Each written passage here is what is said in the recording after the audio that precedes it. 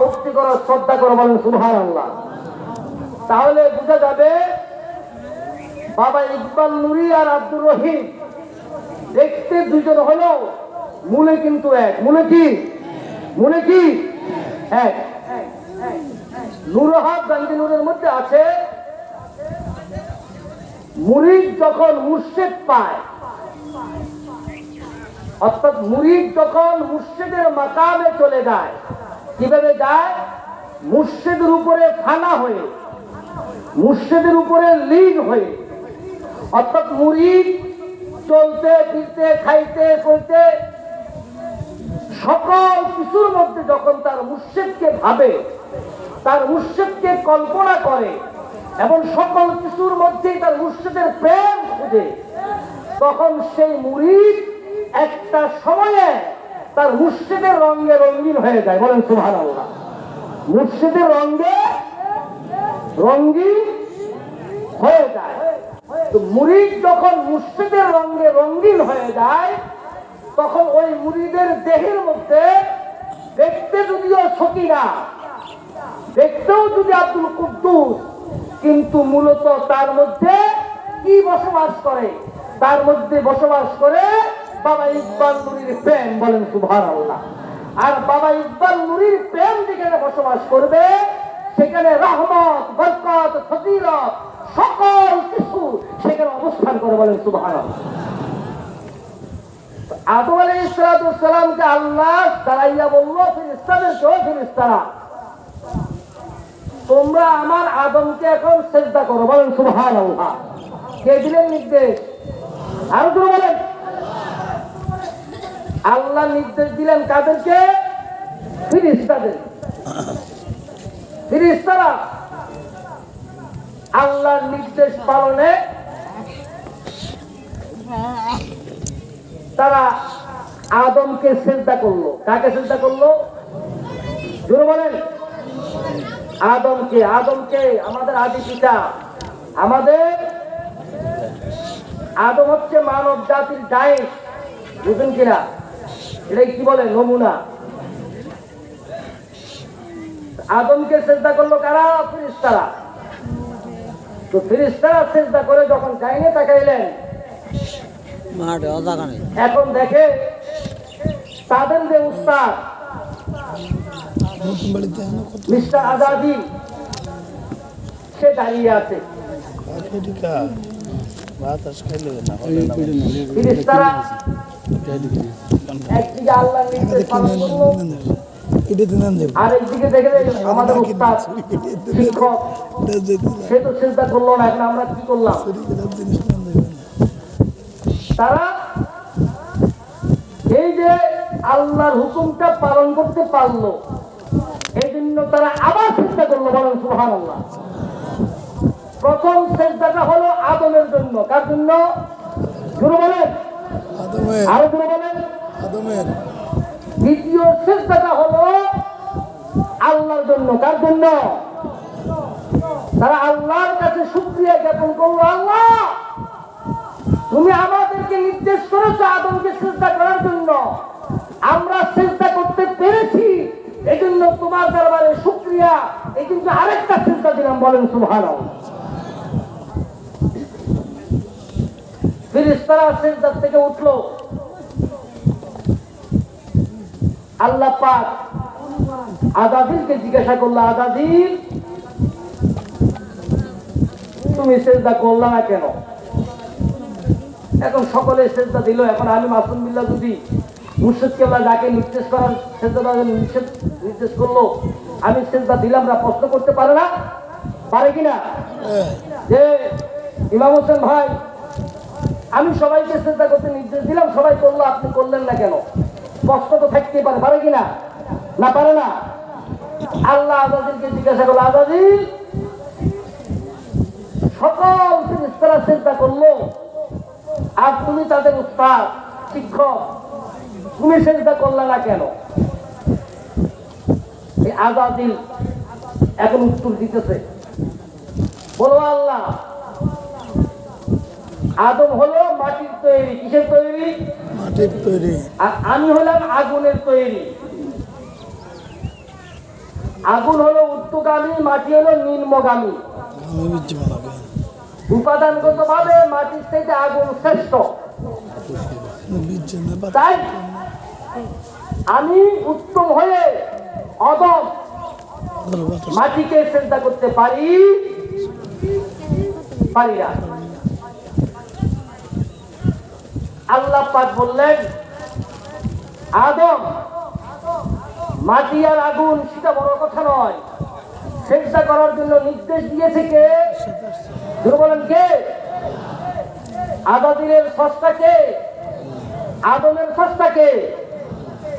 ঠিক না? আমাদের সকলের তো মুর্শিদ কেবলা বাবা ইকবাল নুরি, ঠিক কিনা? তাহলে সকলের স্রষ্টা কে? রব কে? আল্লাহ। আজাদিল আদম কিসের সৃষ্টি সেটা বড় কথা নয়, বড় কথা হলো আমি তোমাকে নির্দেশ করেছি চেষ্টা করার জন্য। তোমার ভিতরে যে অহংকার, তোমার ভিতরে যে আমিত্ব, তোমার মধ্যে যে বরত্ব, তোমার মধ্যে যে তাকাব্বুরি, তোমার মধ্যে যে তুমি বড়, এই যে মনোভাব তুমি প্রকাশ করেছ, আমার নির্দেশ পালন করো নেই। আবা ওয়াস্তাগফির ওয়া কানা মিনাল কাফিরিন। আমি এখন থেকে তোমাকে অভিশপ্ত করলাম এবং তুমি কাফেরদের অন্তর্ভুক্ত হয়ে গেলা। কি হয়ে গেলা? কাফেরদের অন্তর্ভুক্ত। এখন আজাদিল অভিশপ্ত, এখন সে আর আজাদিল নাই, তার নাম হয়ে গেল ইবলিস। কি হয়ে গেল? ইবলিস। জোরে বলেন, আরো জোরে বলেন, ইবলিস। এখন সে সম্পর্কটা আল্লাহর সাথে তার একটা আছে না? অভিশপ্ত করেছে, সম্পর্ক তো আছে। সেই সম্পর্কের দাবিতে বললো আমি অভিশপ্ত, আমি কাফের হয়ে গেলাম, তবে তোমার কাছে আমার ফরিয়াদ প্রার্থনা কি? আমাকে 3টি শক্তি দিতে হবে, ক্ষমতা দিতে হবে। কয়টা? বলেন, 3টা। প্রথম ক্ষমতা হলো আমার হায়াতকে লম্বা করতে হবে। বলে কতদিন? বলে ইয়াউমাল কিয়ামা। মানুষ কিয়ামতের ময়দানে জান্নাত জাহান্নামে যখন ডিভাইডেড হয়ে যাবে, সেই সময় পর্যন্ত আমার হায়াতকে লম্বা করতে হবে। বলে দ্বিতীয় হলো সকল সৃষ্টি, তোমার যত সৃষ্টি আছে সকল সৃষ্টির আকৃতি ধারণ করার মতন, রূপ ধারণ করার মতন আমাকে ক্ষমতা দিতে হবে। বলে তৃতীয়, বলে এটা বিশেষ। সেটা কি? যে আদমকে সিজদা না করার কারণে আমাকে তুমি অভিশপ্ত করেছ, সে আদমের রক্তের কণিকায় কণিকায়, ধ্যানে ঠেলে, চিন্তা চেতনায়, পশমের গোড়ায়, মগজে, মাথার থেকে পায়ের তালু পর্যন্ত পুরা দেহের ভিতরে অবস্থান করার মতন ক্ষমতা দিতে হবে। কয়টা ক্ষমতা? শুরু বলেন, আরো শুরু বলেন। সকলের রূপ ক্ষমতা কি কম? হ্যাঁ, তাহলে প্রথম ক্ষমতা হায়াত লম্বা, দ্বিতীয় ক্ষমতা আল্লাহর সকল সৃষ্টির আকৃতি ধারণ, তৃতীয় ক্ষমতা হলো যে আদমকে সিজদা না করার অপরাধ অভিশপ্ত, সে আদমের পুরা দেহের মাথার তালু থেকে পাতার তালু পর্যন্ত তার চিন্তা চেতনায়, রক্ত মগজে, সকল জায়গায় যেন সে অবস্থান করতে পারে, সেই ক্ষমতা দিতে হবে। আল্লাহ পাক বললেন, আজাদিল অভিশপ্ত হওয়ার পরেও আমি তোমাকে 3টা ক্ষমতা দিয়ে দিলাম। 3টা ক্ষমতা দিয়ে দিলাম। ইল্লা, তবে তাদের কাল পরিশুদ্ধ। কি পরিশুদ্ধ? মনে আছে কিনা? কালকে কথা বলছি না? না ভুলে গেছেন আপনারা? হ্যাঁ, এই কাল পরিশুদ্ধ আছে, তাদের আকৃতি এবং তাদের দেহের ভিতরে তোমার অনুপ্রবেশ হবে। জোরে বলেন, অনুপ্রবেশ হবে। তাদের কালদের মধ্যে, তাদের কাল পরিশুদ্ধ থাকবে, যাদের কাল পরিষ্কার থাকবে, তাদের কলবের ভিতরে এবং তাদের আকৃতি তুমি ধারণ করতে পারবা। প্রশ্ন, এই কাল পরিশুদ্ধ করব কিভাবে?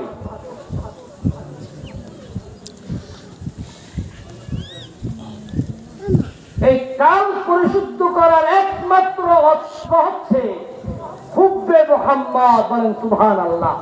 নবীর প্রেম। কার প্রেম? জোরে বলেন। নবীর প্রেম এমন একটি আলো, নবীর প্রেম এমন একটি জ্যোতি, যে আলো এবং জ্যোতির জগতে কোন প্রকারের অন্ধকার সেখানে অবস্থান করতে পারে।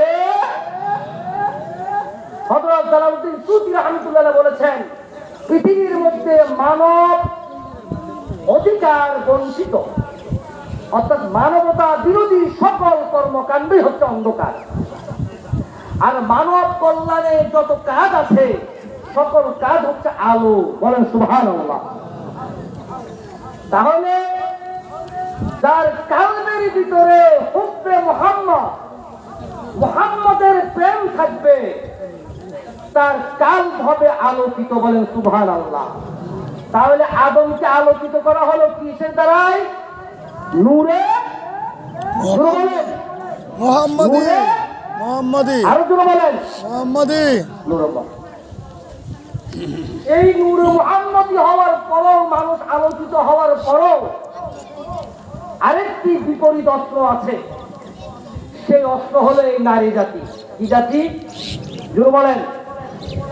আদমের ভিতরে আল্লাহ রূহ দিলেন, নূরে মুহাম্মাদি দিলেন, ফেরেশতাদেরকে সিজদা করাইলেন, এরপরে দিলেন বসবাসের জন্য নামক জান্নাত, বাগানে বসবাস করো, ফল খাও, ফুল খাও। এর লগে দিয়ে দিল মেয়ে লোক। কি দিয়ে দিল? জোরে বলেন। হ্যাঁ, এই মেয়ে লোক যে কিসের সৃষ্টি? শুধু একটু বলছে যে এটা একটা রূপক কথা, এর কোনো মৌলিক ভিত্তি নাই। এই নারী জাতিকে যে কি আদম বানাইছে, মাটি পানি বাতাস আগুন, নূরে সিফাতি রূহ দিছে, নূরে মুহাম্মদি দিছে। আর এই জাতিদের কি দিয়ে বানাইছে? কোরআন হাদিসের কোন জায়গায় তার সুস্পষ্ট কোনো ধারণা আল্লাহ দেয় নাই।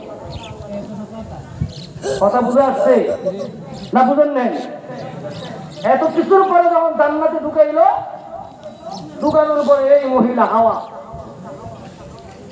আদমের বিভিন্ন প্রকারের প্রলোভন দেওয়া শুরু করল। কথা বুঝে আসছে কিনা? না আসে নাই? আজ থেকে আসে নাই? আদম তো শয়তানের অসহায়তা মুক্ত, কিন্তু লজে যে নারী দিয়ে দিল, এটার মধ্যে পুরো শয়তান বসবাস করে। এখন এই নারীর মোহ যখন আদম করছে, তখন এই নারীর ভিতরে শয়তান ঢুকা আদমকে বিভিন্ন রকমের অসহায়তা দেওয়া শুরু করল।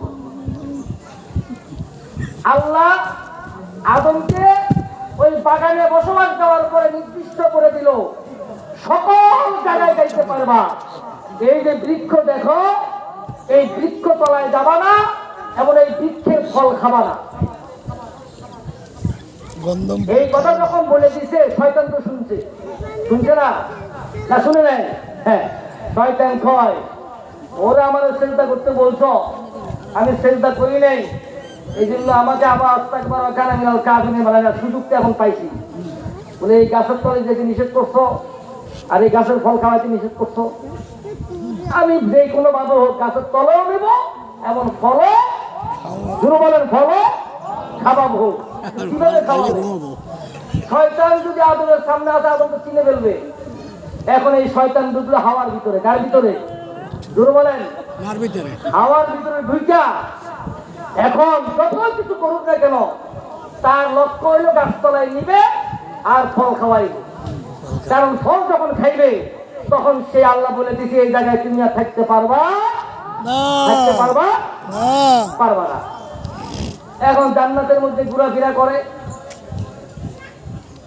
আর হাওয়ার ভিতরে ইবলিস এমন ভাবে কার্যক্রম শুরু করলো যে হাওয়া যতই অভিনয় করে, মনে হচ্ছে হাওয়ার উদ্দেশ্য হচ্ছে তাকে গাছতলায় নিবে এবং ওই গাছের ফল খাওয়াই। কথা বুঝে আসছে না আসে নাই? জোরে বলেন। মহিলারা হয়তো আমার প্রতি একটু বেজার হবে, সমস্যা নাই, এটা আমার কথা না, আল্লাহর কোরআনের কথা। বেজাল্লা লোক। তো যখন হাওয়া ঘুরতে ঘুরতে চলতে চলতে ফিরতে ফিরতে কোন রকমই নিয়ে গেল গাছতলায়, ফল তো খাওয়াই দিল। হ্যাঁ, আল্লাহ এখন আদমের প্রস্তাব পায়খানা যত রকমের চাহিদা সব শুরু হয়ে গেল। আল্লাহ কয় এই সমস্ত হাজত এই জান্নাতের মধ্যে বা বাগানের মধ্যে চলবে না, তোমাকে এখন পাঠিয়ে দিব ফিল আরধে, জমিনের মধ্যে, সেই জমিনের জন্য আমি তোমাকে সৃষ্টি করছি। সুবহানাল্লাহ। এত কাজ ছিল অপরাধ, এখন কি হলো নির্বাস? কি ছিল এখন নির্বাস? পাঠাইলো কোথায়? দুইজনের মধ্যে হাওয়া আদমের মধ্যে বিচ্ছেদ ঘটাই দিল। একজনকে ফালাইলো আরাফাতের ময়দান মক্কায়, আর একজনকে ফালাইলো সন্দ্বীপ শ্রীলঙ্কা।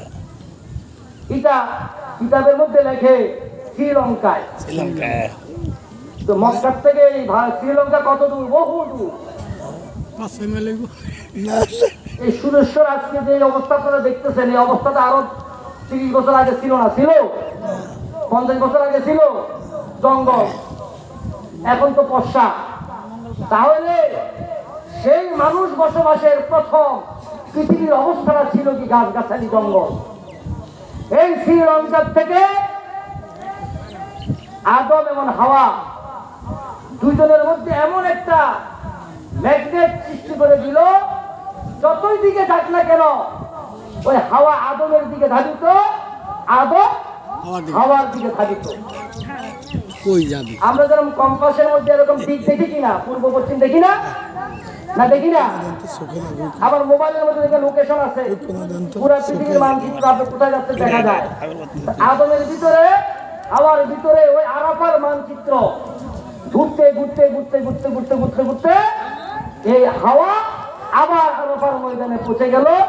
দুজনের মধ্যে সাক্ষাৎ হইল। বলেন সুবহানাল্লাহ। সাক্ষাৎ হওয়ার পরে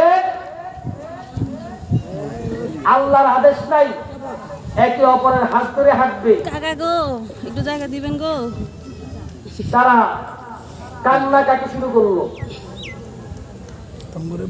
কানতে কানতে কানতে কানতে কত রকমের ভাষায় কানতেছে। আল্লাহ রাখতেছে রহমান, গফুর, গফফার, সত্তার, ইয়া হান্নান, ইয়া মান্নান, ইয়া সুবহান। আল্লাহ কোন শব্দে কোন ভাষায় আদমের প্রতি আর সেই মন, সেই ভালোবাসা আল্লাহর আর আসতেছে না। এমন কোন শব্দ নাই, এমন কোন ভাষা নাই যে আদম আল্লাহকে ডাকে নাই।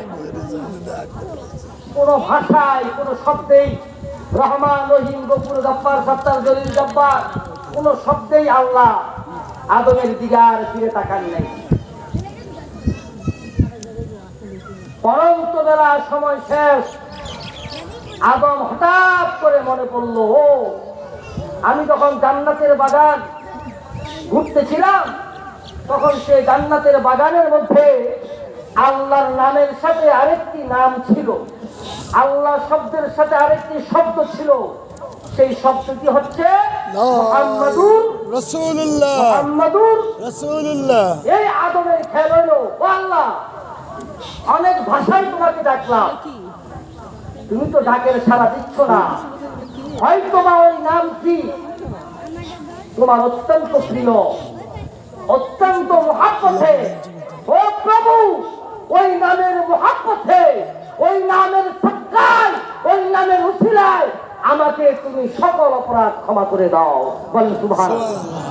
কিতাবের মধ্যে লেখে আদম মুহাম্মাদুর রাসূলুল্লাহর নাম নিতে দেরি আল্লাহ বললেন, আদম আমার আর সহ্য হচ্ছে না, সকল প্রকারের অসন্তুষ্টি, সকল প্রকারের রাগ এবং গুসা তোমার থেকে তুলে নিলাম। আমার নবী মুহাম্মদের মহব্বতে আমি তোমার প্রতি আবার পূর্বের ভালোবাসায় ফিরে গেলাম। বলেন সুবহানাল্লাহ। কথাটা বুঝছেন না বুঝেন নাই? বুঝছেন না বুঝেন নাই? কি আশা আছে? তাহলে দিন এবং ধর্ম এবং এই দেহকে আলোকিত করার অস্ত্র কোনটা? একটা, সেই নামটা কি? মুহাম্মদ। নাম কি? মুহাম্মদ। আরো জোরে বলেন, আরো জোরে বলেন। ইকবাল নুরুল সুরেশ্বরী। আল্লাহ রসুলকে আল্লাহ মেহরাজে নিবে আসছে আজি। আমি আপনাদের সম্মুখে আয়াত পড়ছি, ওয়াসিয়া কুরসি উসামাওয়াত ওয়াল আরদ।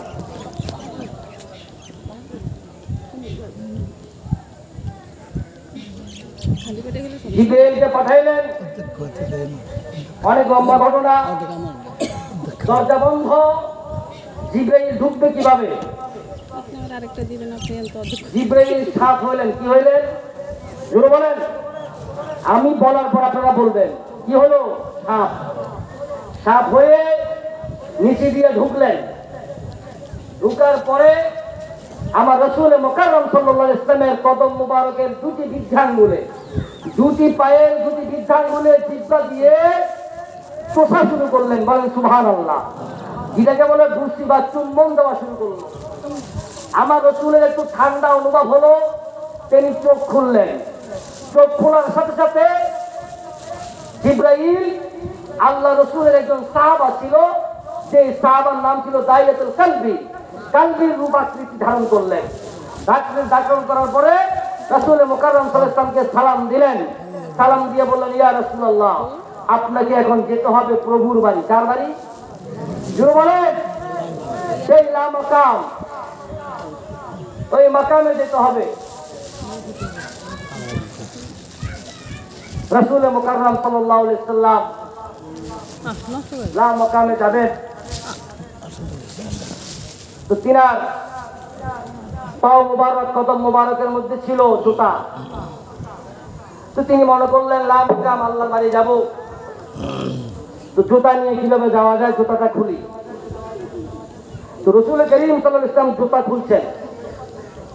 জুতা খোলার জন্য পায়ে হাত দিলেন। জিবরাইল বলি, ইয়া রাসূলুল্লাহ, জুতা খোলা যাবে না। জুতা খোলা যাবে? জোরে বলেন, জুতা খোলা যাবে? বলে কেন জিবরাইল? মুসা নবী তুর পাহাড়ে যাওয়ার সময় আল্লাহর নূর যখন প্রদর্শিত হয়েছিল, মুসা পাগল হয়ে গেল, তার জুতা সহ তুর পাহাড়ে উঠা শুরু করলো। আল্লাহ বলল, হে মুসা, আজকের তুর পাহাড় অন্যান্য দিনের তুর পাহাড় এক নয়। অন্যান্য দিন তুর পাহাড়ে এসে তোমার সাথে আমি কথা বলেছি, সেটা অনেক পর্দার মাধ্যমে। আর আজকের তুর পাহাড়কে সজ্জিত হবে আমার নূরের দ্বারাই, আমার জাতের নূরের দ্বারাই প্রদর্শিত হবে। সুতরাং এখানে জুতা এলাও না, তুমি তুর পাহাড়ের নিচে জুতা রেখে আসো। তুর পাহাড়ে জুতা দিয়ে উঠা যাবে, আজকে জুতা পরিধান করে উঠা যাবে না। বলো মুসা, যদি আল্লাহর নূর দর্শনে যদি জুতা পরে যেতে না পারে, আমি তো লা মাকামে যাব মাওলার বাড়িতে, তো জুতা নিয়ে যাব কিভাবে? বলে, ইয়া রাসূলুল্লাহ, জুতা খোলা যাবে না। বলে কারণ কি? বলে কারণ হলো ওয়াসিয়া কুরসিয়ুহু সামাওয়াতি ওয়াল আরদ, আল্লাহ যে কুরসির মধ্যে বসে আছে, আল্লাহ যে আসনের মধ্যে বসে আছে, আল্লাহ যখন আমাকে নির্দেশ করেছে আপনাকে নেওয়ার জন্য, আসার সময় আল্লাহর কুরসি আমাকে সালাম দিয়ে বলেছে, হে জিবরাইল, কুলু কায়নাতির নবী মুহাম্মাদুর রাসূলুল্লাহ সাল্লাল্লাহু আলাইহি ওয়াসাল্লাম আল্লাহর বাড়িতে যখন আসবে, তখন যেন তিনার জুতা মোবারক নিয়ে আসে। বলেন সুবহানাল্লাহ। ও জিবরাইল, আমরা আল্লাহর কুরসি, আল্লাহ আমাদের মধ্যে আসন করে আছে, বসে আছে, কিন্তু আমরা পিপাসিত, আসক্ত, আমাদের সান্ত্বনা হচ্ছে না যতক্ষণ পর্যন্ত কোন কায়নাতের নবী মুহাম্মাদুর রাসূলুল্লাহ সাল্লাল্লাহু আলাইহি ওয়াসাল্লামের জুতা মুবারকের ধুলির স্পর্শ না পাবে। বলেন সুবহানাল্লাহ। ও পৃথিবীর মুসলমানরা, এরা বলে আমরা মুসলমান। কি মুসলমান তুমি? আল্লাহ যে আসনের মধ্যে আছেন, যে কুরসির মধ্যে আছেন, আল্লাহ পাওয়ার পরে আর কিছু পাওয়া বাকি থাকে? বলেন না কেন? কিছু বাকি থাকে? হ্যাঁ, না বাকি আছে? এখন কুরসি বলছে আমরা আল্লাহকে বহন করে আছি, তথাপি আমরা তৃপ্ত নয়, আমরা প্রশান্তি পাবো যখন নূরে মুহাম্মাদী সুতা মোবারকের ধূলির স্পর্শে এই কুরসির মধ্যে লাগবে। বলেন সুবহানাল্লাহ। কুরসিকে জিবরাইল জিজ্ঞাসা করলো, এই কুরসি, আল্লাহ তোমাদের মধ্যে আসন্নিত, তারপর নবী মুহাম্মদ রাসূলুল্লাহর জুতার ধূলি মোবারক চাচ্ছ কেন? বলে দেখো, আমরা তো কুরসি, আমরা জানি, আমরা দেখি, আমরা বুঝি। বলে কি? বলে আমরা ডাকি আল্লাহকে, আল্লাহ ডাকে মুহাম্মদকে। বলেন সুবহানাল্লাহ। কারা ডাকে? মোহাম্মদকে। জোরে বলেন, জোরে বলেন। হ্যাঁ, আল্লাহ কাকে ডাকে? কাকে? মোহাম্মদকে। আপনি ডাকেন কাকে? আল্লাহকে। কুরসি বলতেছে আমরা ডাকি আল্লাহকে, আল্লাহ ডাকে ইকবাল নুরি রে। আল্লাহ ডাকে ইকবাল নুরি রে। তো তাহলে বোঝা যায় আল্লাহ তৃপ্তি পাবে যদি মুহাম্মদের চরণ ধুলির আমরা তৃপ্তি পাই। বলেন সুবহানাল্লাহ। জোরে বলেন না, আরো জোরে বলেন। আরো কি বুঝার লাগবে? হ্যাঁ, তো কবি বলে মোহাম্মদ মুস্তফা জানে খুদা কু, খুদা জানে মোহাম্মদ মুস্তফা কু।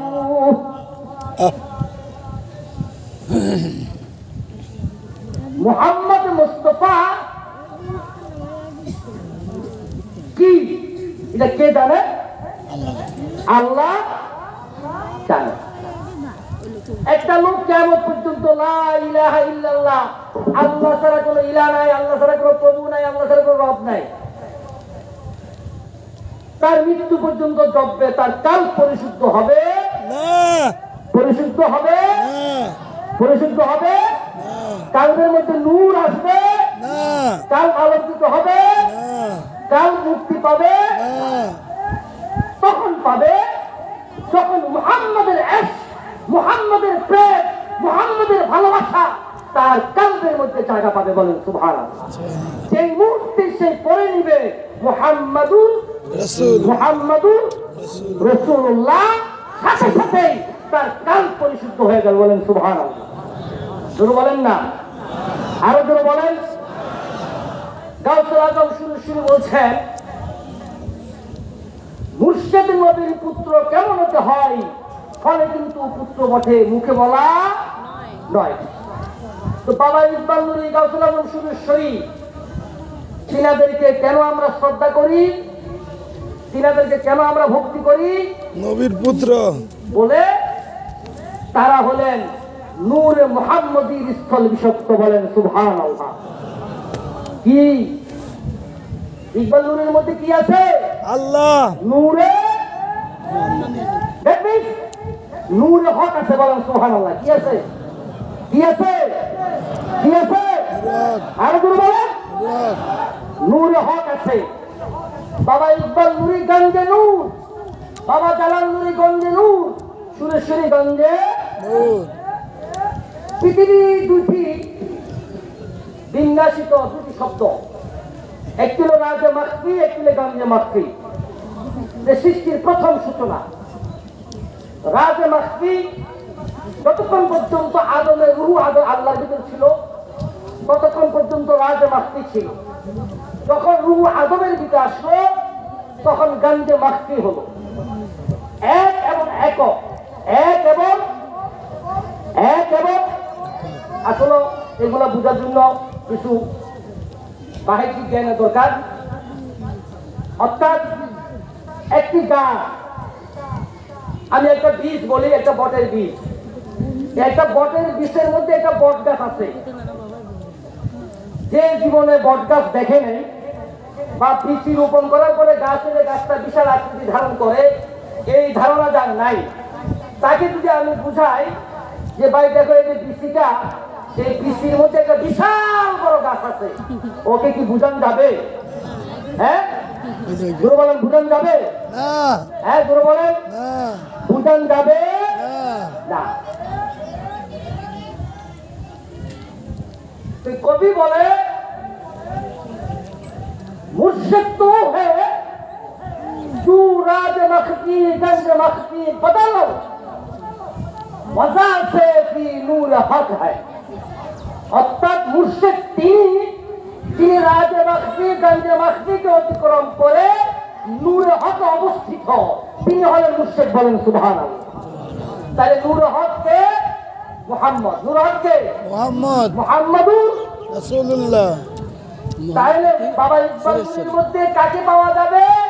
মোহাম্মদুর নূরে মুহাম্মদীকে পাওয়া যাবে। কাকে পাওয়া যাবে? মোহাম্মদী জোরে বলেন। নূরে মোহাম্মদী নূরে মোহাম্মদী। মুহাম্মদীকে পাওয়া যাবে। নূরে মুহাম্মদীকে শুধু পাইলে হবে না, নূরে মুহাম্মদীর প্রেম, নূরে মুহাম্মদীর আদেশ নিষেধ, নূরে মুহাম্মদীর আদর্শ, নূরে মুহাম্মদীর সকল কিছু আমার মধ্যে ধারণ করতে হবে। আর যখন ধারণ করতে পারবো তখন আমি হব দরবেশ। কি হব? জোরে বলেন। এই লাইনে আছে এত কথা জানি না মুর্শিদ কেবলা কি মনে করে, আমরা তো মাদ্রাসা লাইনে পড়ালেখা করেছি। খলিফা যে শব্দটি আছে, রাসূল মুকাররম সাল্লাল্লাহু আলাইহি ওয়াসাল্লাম বলছে আল খেলাফাতু মিন হাযিহিন নবুওয়াত। খলিফা সে হবে যার মধ্যে নবুয়তের স্থানান্তরিত হবে। মুর্শিদ তো সে হবে যার মধ্যে মুর্শিয়াত স্থায়িত্ব পাবে। কিন্তু বর্তমান বিভিন্ন জায়গায় দেখি অমুক খলিফা তমুক খলিফা, রহিম খলিফা তমুক খলিফা, ঠিক করে পবিত্র হবে কিভাবে সেই মন্ত্র তার জানা নাই। পায়ের তালু থেকে মাথার তালু পর্যন্ত কয়টা মকাম আছে, কয়টা স্তর আছে? আরে শুধু কালবেরি আছে ৭২,০০০ পর্দা, এরপরে তো ৬ লতিবা ১০ লতিবা, সুলতানুল আজহর, তারপর ২৭ শ্লোক, অনেক কিছু। এটা তাসাউফের আলোচনা, এলমে মারফতের জগৎ। তো খলিফা কিভাবে হলেন আপনি?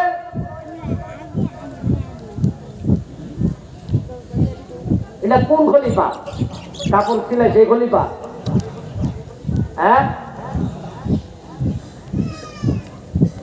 দাদা আমি ক্ষমা চাই, কিছু কথা না বললেই নয়। আল খেলাফাতু মিন হাযিহিন নবুওয়াত। মুর্শিদের রঙে যিনি রঙিন, যিনি মুর্শিদকে জাহেরে বাতিনে দেখে, জিনাকে দেখলে মুর্শিদ দেখা হয়, জিনাকে দেখলে আল্লাহকে দেখা হয়, জিনাকে দেখলে মুহাম্মদকে দেখা হয়, জিনাকে দেখলে নামাজ হয়, জিনাকে দেখলে রোজা হয়, জিনাকে দেখলে হজ হয়, জিনাকে দেখলে কুরবানি হয়, জিনাকে দেখলে ইবাদত হয়। তিনি হলেন খলিফা। বলেন সুবহানাল্লাহ। আল খলিফা মিন হাযিহিন নবুওয়াত। হযরত বাইতুল মুস্তারি রাহমাতুল্লাহ আলাইহি বলেন খলিফা তো সে যে মিন হাযিহিল বেলায়েত, যার ভিতরে বেলায়েত অবস্থান করে। বলেন সুবহানাল্লাহ। সুতরাং তরিকতের বাগান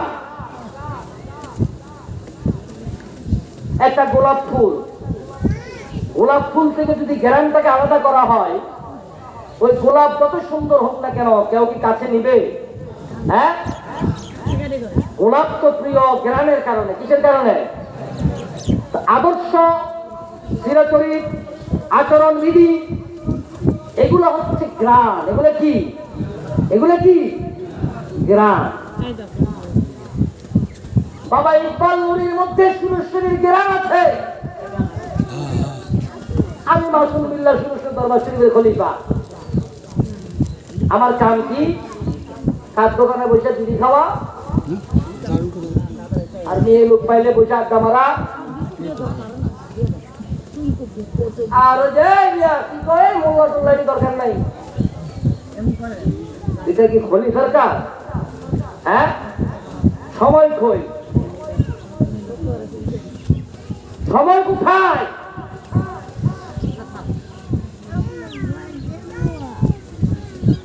रफ्ता रफ्ता इसके रंगे भूजा मादर फिरंगे बहारे बासपा। একটা ছেলে একটা মেয়ের প্রেমে পড়ে যায়।